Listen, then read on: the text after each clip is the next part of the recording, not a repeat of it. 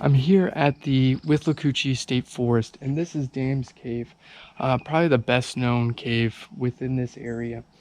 A lot of people come to visit this. This is a great site to come hang out. Now, within this area, this general area, there's 37 known caves. This right here, down there, is limestone. Now, over time, that's going to erode, and what happened is the top of this fell down into the cave. So essentially what you have here is a sinkhole. This is a naturally caused sinkhole. It's not like your residential sinkholes that you see. Those are more caused by man's interference and stuff like that. But we won't go into that today. But let's go down there and explore a little bit.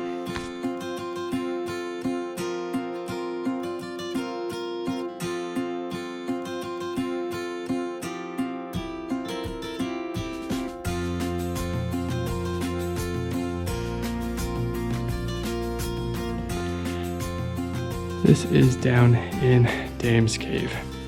Now the first thing that you'll really notice is the vandalism that's on the walls, which is unfortunate because we should really protect our natural resources as well as the natural beauty that is old Florida like this.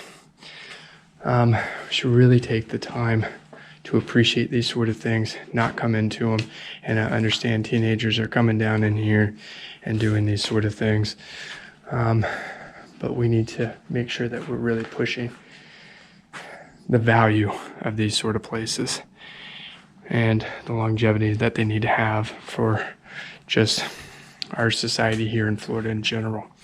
Now, the next thing that you'll notice is that this is limestone. Now, Florida sits on top of limestone. We're essentially just a giant sandbar. And limestone is compacted sand and can be very brittle when dry. So what happens is the water comes through these lower levels, erodes out the limestone, and creates these caverns. Now, this happens also in residential areas. The process is sped up by basically creating the houses, taking the water from the aquifer. Those sort of things create those residential sinkholes. Now, this is a naturally forming one. So the top used to be on this, right? And then what happened is it all fell in, creating this open cave that we see here today. So to give you some perspective, this is the entrance here. You look around the cave, and right over here to your right as you're entering in, there are a few cave systems in here. Now it's a good idea to bring a flashlight up into these caves. There is one down here that is quite a tight fit. Now, you won't catch me going in there, that's for sure, anytime soon. You definitely want to go in a pack. I am solo today, so I don't want to be going in anything too tight. But if you go in here, there's quite a large opening. You can stand up in there.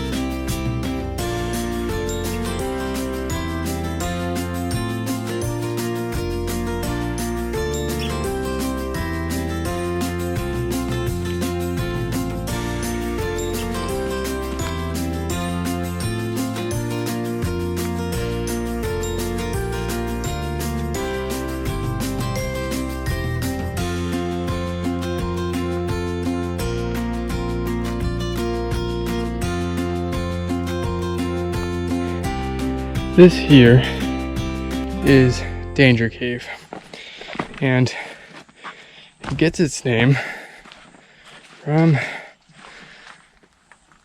just the fact that it looks dangerous getting into. Now you see this a little bit larger opening, and then there's a much smaller one. as I said before, I'm not that adventurous in getting into one of these caves today, just because I am solo today. So, but this is a beautiful little spot.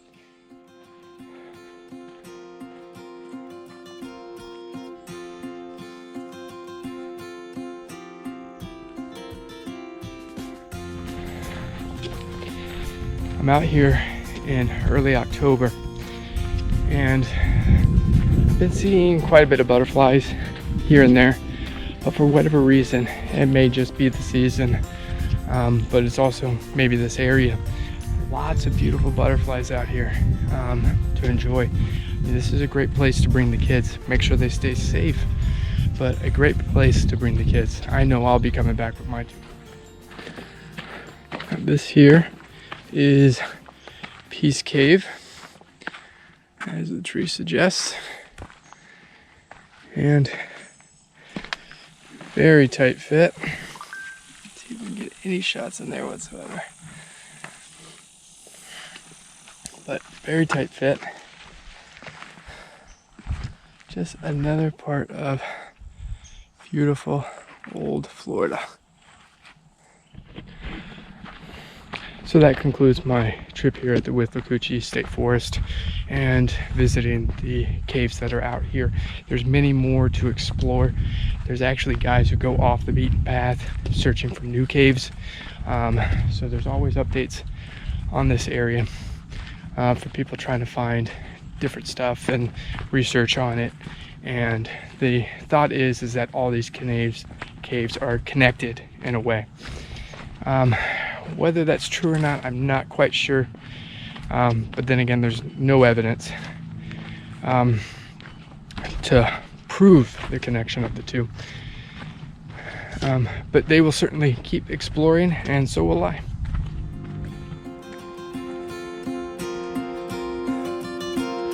Oh, my peanut.